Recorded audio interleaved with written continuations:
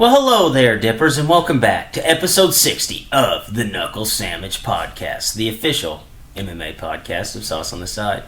As always, Dippers, I'm your host, Drake, joined by the man, the myth, the legend, the shirtless wonder, Mr. Thomas R. Shackelford. You know, I would like to congratulate you guys for having your 100th show on the Mothership Show.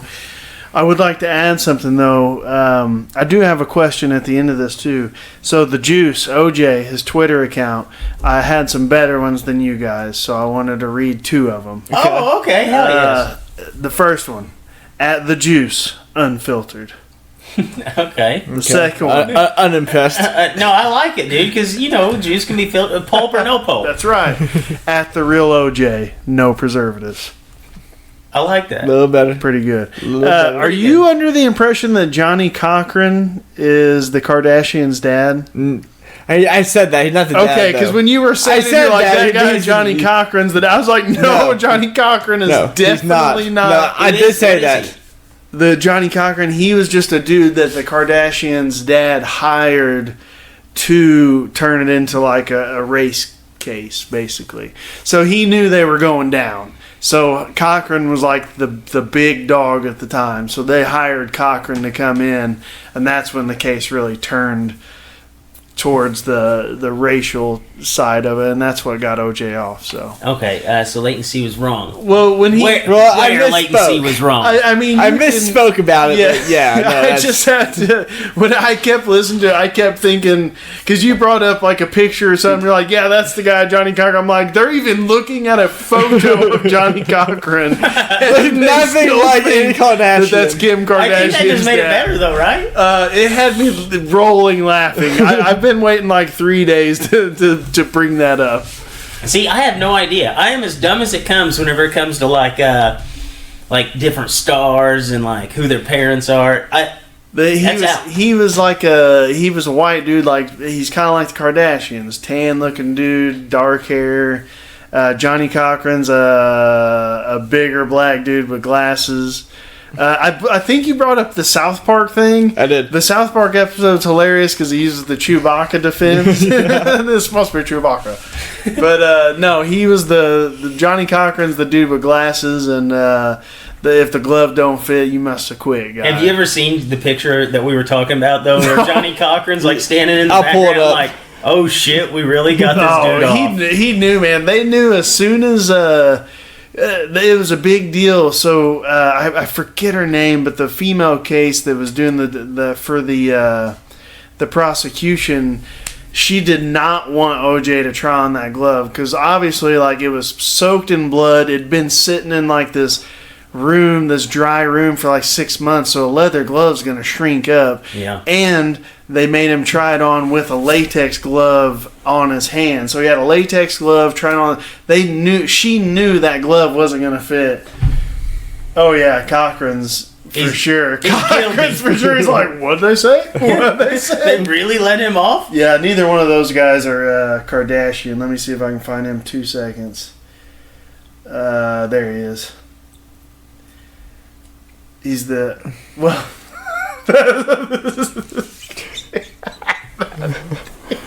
That's David Schwimmer. That's from the movie. That's David Schwimmer.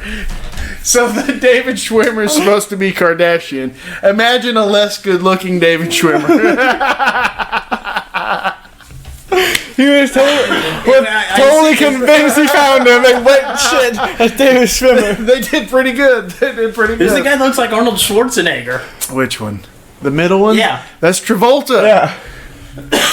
As John Travolta? I haven't... They picked like the best looking guys in the world to represent OJ for this movie. Yeah, so actually no, I Travolta may be Kardashian. I haven't seen that movie yet.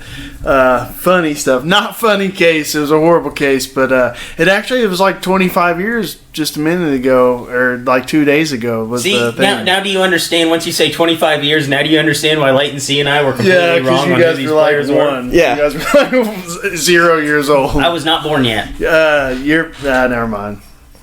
Never mind. I was in the 4th grade. I remember when the case was going on, I was on the school ground. I remember kids like being pissed off at each other probably how kids are today with like Trump versus not Trump stuff at school, because my daughter came home and said some kids were bickering back and forth, but I remember kids being like, I bet you he's guilty, like almost into a fist fight over whether he's going to be guilty or not guilty.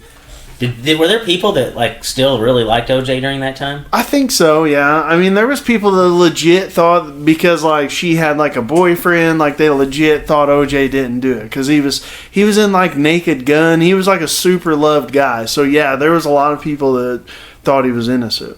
Wow. Do you follow him on Twitter? I don't even know if I can. I think I'll have to peek in on him. Yeah. I did see the first one. He was like, I've got some, what'd he say? I've got some retaliation to do or something like that. It's like, okay, OJ, this pans out for you before. Dude's legitimately insane. Yes, he is. Yeah, his Twitter, I feel guilty for following. I don't know if I can follow, but I'll definitely peek in every now and then. Has he earned himself a blue check mark yet? Surely to God he has. Well, last I checked, he did not. Twitter's probably not going to. I'm going to look this up real quick. We're going to see if OJ has gotten him a... Yeah, still. How many followers is it? Yeah, it's got to be a ton. I'm going to guess 25,000. He's been on like 4 days. I know a lot. I'm thinking a fucking lot. Oh, I don't know. Man, where's he at? There's probably 50,000 bad accounts. Yeah, there's a parody account with 32,000. I'm going to follow that one for sure, the parody account. The real OJ has 759,000 followers. Oh my God. And I'm guilty enough to be one. Oh, I follow him. I follow him. He's only been on for a couple days, hasn't he? Yeah, I couldn't follow him fast enough. I literally could. And other people are like, oh fuck, that person, I gotta follow them. Yeah, well, he's finally started tweeting. Before he was just doing videos. Dropping videos. That's old man style there. Yeah, he is following 10 people though. PGA Tour golf, Bills football, USC football. USC doesn't have anything to do with it? No, the USC and the Bills are probably like trying to figure out how to block him. They're like, somebody block OJ Snap. Yeah, somebody block him immediately. Oh, good times. Doesn't he have a book out that said "If I Did It"? Yeah. What a sick man. Yeah, and he claims, yeah. What a sick man. So today, Dippers, we have actually a pretty loaded show, even though the UFC card to break down really isn't much. We're going to talk about the UFC card a little bit. It is just a UFC fight night, headlined by the Korean Zombie and Renato Moicano. We're going to talk about Tyson Fury a little bit and his antics in the ring, and we will even touch on the fight that we have really been looking forward to, probably the most, with the exception of maybe the most looked forward to fight we've had after the Cowboy fight, maybe for the next few months. Paulie Malignaggi versus Artem Lobov in bare knuckle boxing. So, without further ado, Latency, producer, drop the noise. Welcome to the Knuckle Sammich Podcast with Thomas R. Shackelford, a Sauce on the Side production. All right, Mr. Shackelford. Tyson Fury goes out there this past weekend, wins his fight by a second-round TKO, absolutely destroys his opponent, but I don't think the fight is really much to talk about.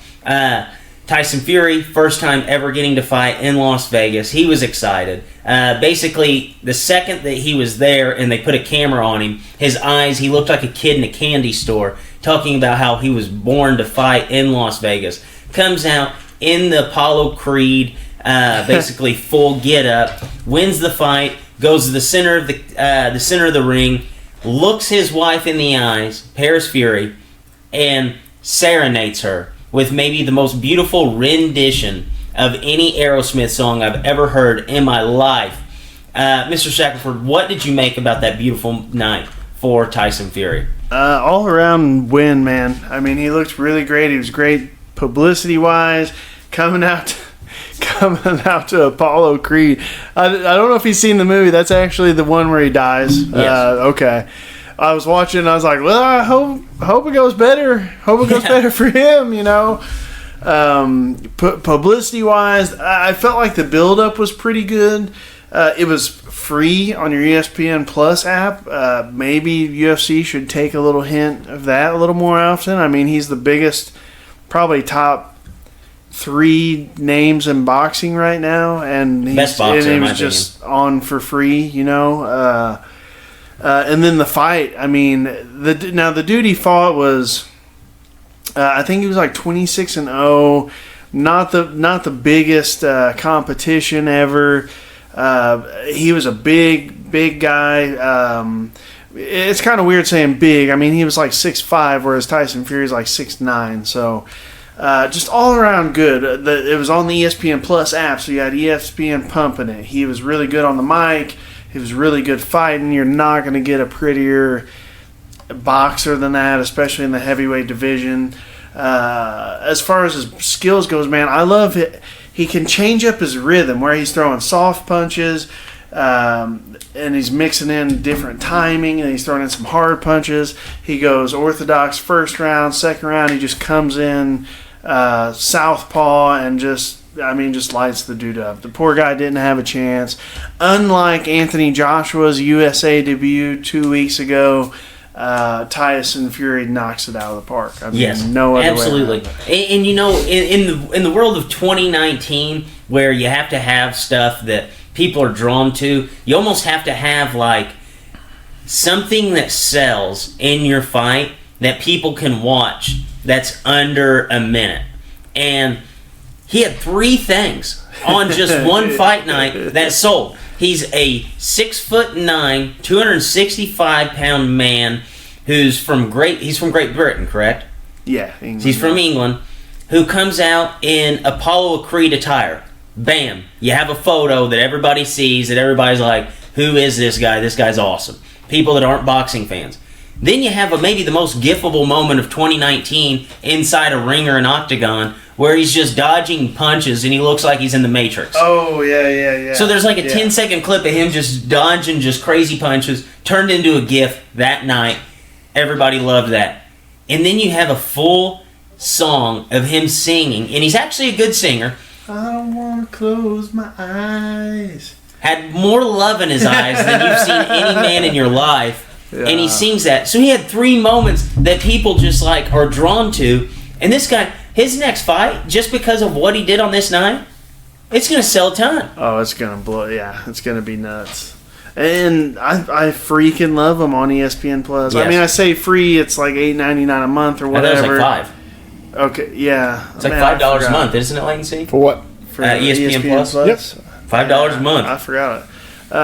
So I'm paying $5 a month now. You can't beat that. You can't. So, home run all the way around. ESPN right now is just absolutely loving life. The ESPN Plus app for them has been, it's been a home run. They haven't got any bill helping you find stuff, but haven't got any bill helping us find anything, but yeah, you can find the stuff. Yeah, it's great. That's really the biggest hitch with it, and their rewind and fast forward functions, it's non-existent. You gotta like do the finger scroll. There's not like a 10-second or 15-second. You know what I mean? So those are really my only 2 complaints about it. If ESPN can get LeVar Ball back in the building and catch things up with him, they're getting a 10 out of 10 on the week. So let's go ahead and talk about maybe the main attraction to this week. Our main attraction. And I feel like it's pretty hyped up in like just the general fight world too. Oh yeah. So we have Paulie Malignaggi taking on Artem Lobov in bare knuckle boxing arena. First off, before we talk about any of the fighting, Mr. Shackelford, how can people find this fight? I still don't know how we're going to order it. It's just on DirecTV. We order it on DirecTV. You can just go on DirecTV. You know how much it is? Just a regular channel. I did not look it up. I'll zap it real quick. So I looked it up earlier this week. I just went to like their website, Bare Knuckle FC, and it said like how to order. So I went to it, and I think it gave you, type in this channel, hit select. I saw it on my TV at home, so it'll be a little more what we're used to, just selecting and ordering. So I like that. especially for two guys who don't even realize that Johnny Cochran's not Kim Kardashian's dad. This is going to make it real easy for me and Leighton C. So we have Paulie Malignaggi, Artem Lobov, Chris Lieben. He's on the card. Going to be a fun night of fights. So I actually found odds for the fight. Paulie Malignaggi is a minus 145 favorite to Artem Lobov, the GOAT, who is plus 115. He is the underdog. Mr. Shackelford, I've been watching a lot of hype up stuff for this fight. A lot of the hype stuff that they put out has been a lot better than what I thought Bare Knuckle FC would pump out. Dude, that video is like, did you watch the one I sent you? It's like 13 minutes long. It's really good. They've done a really good job. Yeah, they're hitting it out of the park. I mean, this is basically going to be their Super Bowl this weekend. A lot of viewers are going to watch. Who do you like in this fight? I mean, I don't. I'm going to say Artem.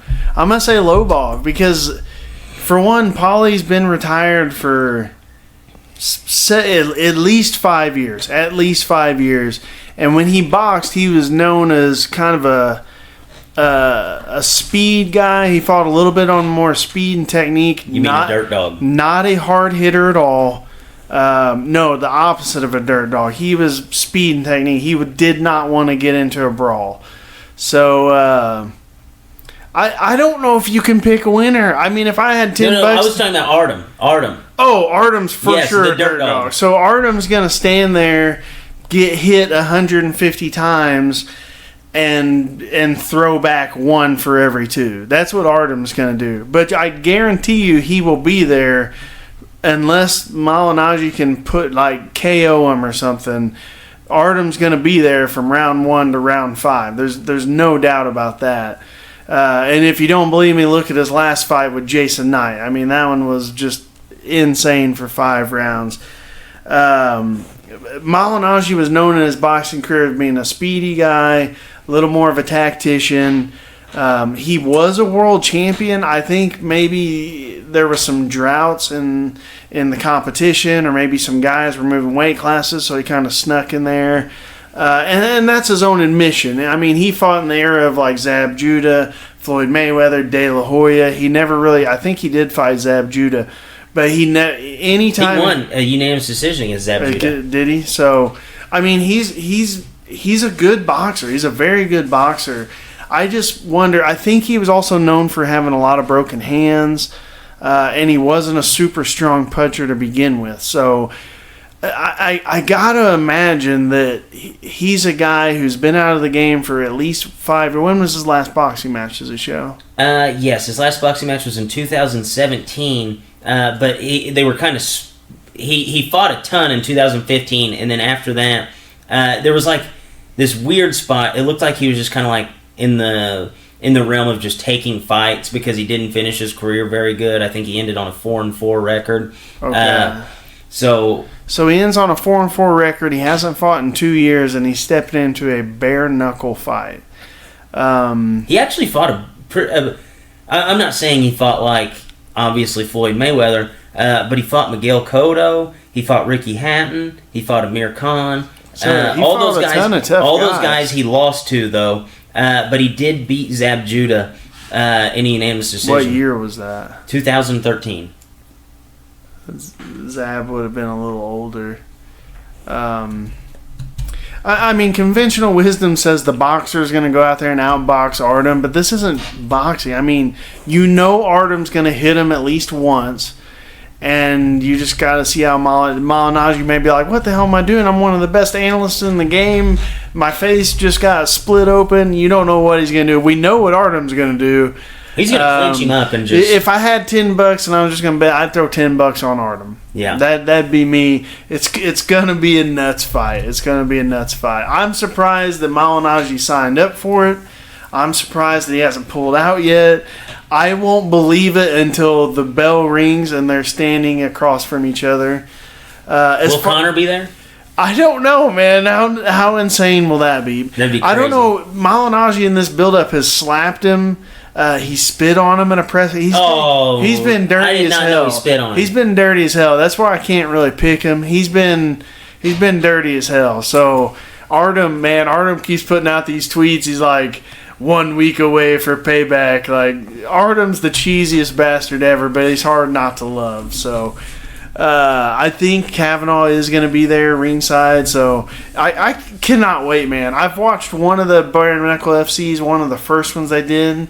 It's a different rule set. It's pretty wild. Legacy, are you watching this? I don't think so. Oh man. I hope we get it. That's I'm going to get us a sixer of beer. We're going to kick it on. We're going to watch it. It may be the last one we ever watched, just depending on how grueling it's going to be. But there's a ton of good fights on this card. It's going to be fun as hell. Yes, I agree. I cannot wait for this card. So we have to kind of talk about. So there's actually quite a few different things going on this weekend. Obviously, the bare knuckle boxing. Bellator has a card.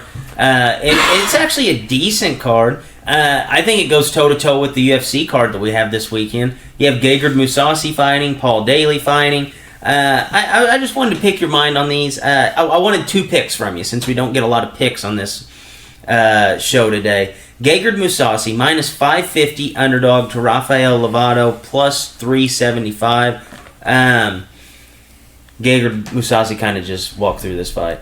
No, I'm picking Lovato. No kidding. I don't know if you know Rafael Lovato. He is by far the most decorated American Brazilian Jiu-Jitsu practitioner ever. Are you serious? He's been doing Muay Thai, kickboxing, and karate since he was a kid. He's a dude that didn't get into MMA till probably 3-4 years ago. This is a hell of a bet then. I expect him to beat... not only do I expect him to beat Gegard, I think he finishes him. Wow. Yes. What's the odds? Dude, he's plus 375. You put a $100 bill on that, that's $375. He's going to win. He's going to win. He's going to win. That's for sure. I don't know if I'd put 100 on him. But you just told me he's going to win. I do not. Well, last time he said that Anthony Pettis knocked out Max Holloway, so that's just pump the fucking brakes. It was Anthony Pettis knocked out Wonder Boy. No, I do not have the guts to put a $100 bill on anyone. $10, yes. 20, yes. 25, go for it. 40, sure. 50, now you're starting to make me squeamish. You've seen me at the casino with you guys. I never bet. It's quite sad. It is sad. I just sit there drinking the free soda pops. Yeah, don't buy a drink. Just drink the free stuff. Lovato will win this. I have no doubt Lovato wins this. I'm surprised the odds perk your ears up because this is a huge dog. This is like the biggest dog he's guaranteed a winner on. I like it. We'll take it. No, I'll send you jiu-jitsu videos and fight videos of this guy all this week, and you will. He's going to take Mousasi down, jump on his back, and strangle him. I cannot believe that the odds are that big. Well, people know Mousasi. I'm surprised too because most people should know who Lovato is. He's undefeated in MMA. Like I said, he's only in MMA so late because he was so good at Brazilian Jiu-Jitsu. He just kept doing that over and over and over and over. And then he finally got into MMA. Wow. That's crazy. So another fight, actually. Eric Silva and Paul Daly. Paul Daly's a minus 310 dog. Eric Silva should be a fun one. Is a plus 240. Or Paul Daly is a minus 310 favorite. Eric Silva is a plus 240 dog. Mr. Shackelford, who's win that fight? I think Silva's had a bit of a resurgence since he's gone to Bellator. He had that huge skid in UFC. Because of his fighting style, I would say Daly's probably the good pick because Eric Silva's kind of a slug him out, knock him dead guy. So unless he's changed his game plan up completely and gone a little more takedowns, I would say he's probably going to go out there and throw some hands with Daly and get touched. But I could definitely see Silva pulling something out here. Okay. So UFC Fight Night this weekend. There's not a ton of great fights. I mean, you look at the undercard. Really, the only guy that really has a draw there is Violent Bob Ross. That's just because we've kind of talked about him ad nauseum at some times. I will say there is one dude we do need to keep our eye on that card that's brand new to the UFC, Darren Wynn. Okay. He's fighting way down. He's actually fighting a pretty tough guy, Eric Spicely. He is out of Brian Barberena's on this card. Yeah. Good luck beating him. Yeah, Darren Wynn is fighting out. He's out of DC's camp. He was like a world level wrestler, and he's stepping in. I believe he's only like 2-0 or something. But his first opponent fell out, and they've gone through like 4 replacement opponents for him. Nobody wants to fight him because he's that like highly touted. The only thing bad about him is he's legitimately like 5'6". He's like 5'6" and fights 205. Wow. So little stumpy guy. He's tough. Yeah, you said Barberena's on here. He's actually fighting that tough guy Randy Brown. We're going to have both TVs fired up for this Yeah, night. you know, it is a really good card. You got Andrea Lee versus that Montana De La Rosa, Rob Font, Lineker. I think this could be a 2 TV fired up night. No, that's exactly what we're going to do. I'm excited. Because we can't miss Barberena. I mean, you cannot miss Barberena. No, I don't give a shit about anybody else in this card. Brian Barberena is the only guy we've confirmed. He's the only guy that you've admitted can take an ass whooping better than you. For sure. I mean, sure. there's no ifs, ands, or buts. And you got the Korean Zombie on this card. I know their weights are nowhere near, but we need to have a Barberena versus Korean Zombie to find out who the real zombie is. Yes. So we'll go ahead and break down the headliner in the co-main event here. John Lineker. Plus 170 underdog to Rob Font, who is minus 210. Mr. Shackelford, what's the pick? I'll go Lineker. He had that really cool fight with Sandhagen last time where he got just outpointed here and there, but he didn't get hurt at all. He's pissed off. He's going to come in like the little raging bully he is and throw some bombs on Rob Font. I actually like that. That's another underdog. So you're on the underdogs this week. Renato Moicano, somebody who I really like to watch fight, is fighting the Korean Zombie. This, honestly, I think will be an awesome fight. Yeah. Moicano is a minus 200 favorite to the Korean Zombie, who is plus 160. Mr. Shackelford, what's your pick? I was going to go Korean Zombie. I think all around he's a little bit better fighter. He's got a little... One thing we noticed about Moicano... I'm still blown. Sherdog has him as Renato Carnero still, and the UFC or whatever you're looking at has him as Moicano. Confuses the hell out of me. But what's the difference? I don't know. It's like their last names are different. So like when I was trying to research them, like I'm looking up the wrong guys.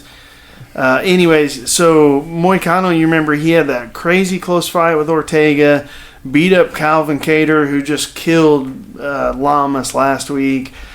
Beat up Cub Swanson, and then he had that TKO loss to Aldo. We noticed in the Aldo fight that pressure got to him a little bit. He kind of the spotlight was on him a little too much. He said he kind of looked up to Aldo a little bit too much.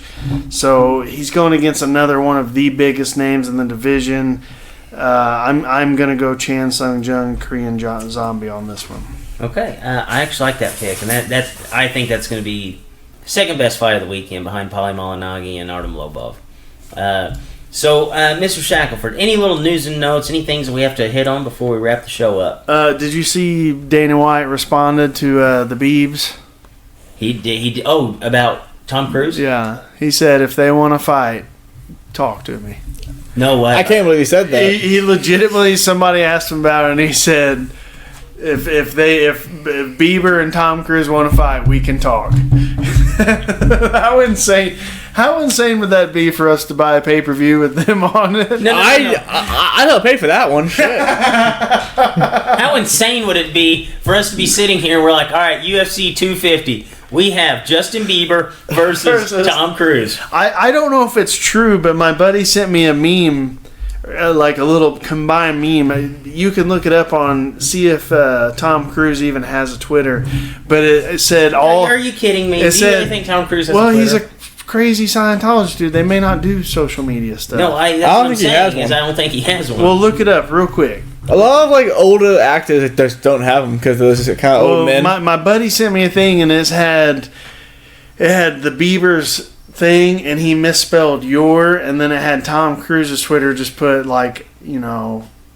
abbreviate, put the real spelling on it. Like that. Oh wow, Tom Cruise does have a Twitter. See if he answered back. 6.6 million followers. Can't see believe if he that put just a your on there. Wow. Oh, he hasn't tweeted since Christmas.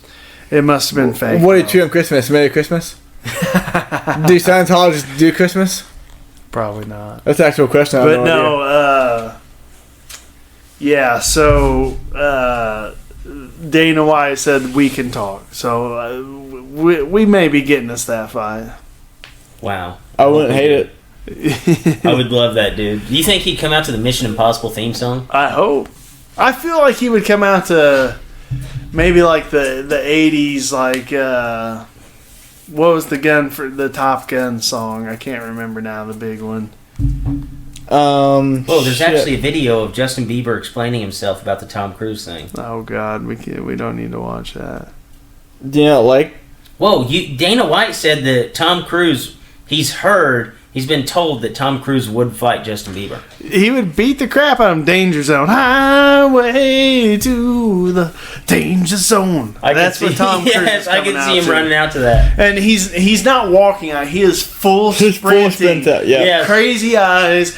Just being like Tony Robbins, like, yes. It's going to happen. So, I'm saying it now. That's my bold on prediction. that night, you know what they're going to do? What? They're going to put out the new commentator and color commentator for the UFC. Who was that? Boss Root and Kevin James. Might as well. Let's just go all in. Let's go all in. That's awesome. I hope that happens. I hope not, man. I don't want to see that. You don't want to see that? I mean, we know Tom Cruise is going to bounce the Beeb's head off the floor. We wouldn't want to see Justin Bieber get beat up. I like some of his tunes. I mean, he's not going to kill him. He's in a sanctioned fight. He might kill him. Tom Cruise is insane. He might. Oh man, get Big John back out for that one. I'm excited. I'm all in. Let's do it. Anything else before this show gets wrapped up? Tons of fight. Like you said, I think there's a 1FC this weekend. We didn't even have time to look up. You've basically got from basically Friday through Sunday. I think there's going to be fights on for you. This is the weekend to watch blood. Oh yes. And on that note, for Drake, for Leighton C, and Mr. Shackelford Dippers, as always, stay saucy.